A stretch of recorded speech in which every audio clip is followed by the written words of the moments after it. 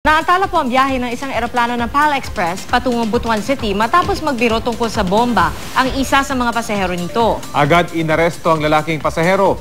Nagnegatibo naman sa bomba ang eroplano at natuloy rin ang biyahe bago mag-alas 10 kanina. May ulat on the spot si Lay Alves. Lay.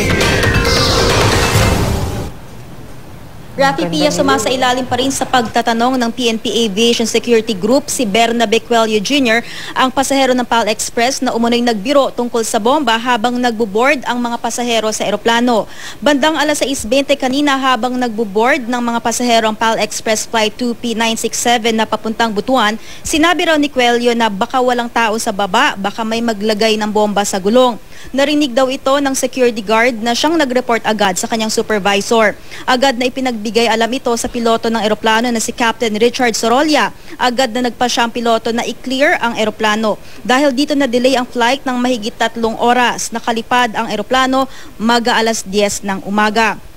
Ayon sa hepe ng PNP Aviation Group, kakasuhan si Coelho ng paglabag sa PD 1727, yung batas na nagpe-penalize sa bomb threats sa vicinity ng paliparan. Hanggang 5 taong pagkakulong ang parusa dito pero bailable ang offense na ito.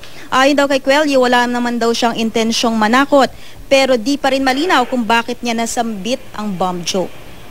Yan muna ang pinakasariwang balita mula rito sa NAIA. Rafi Pia.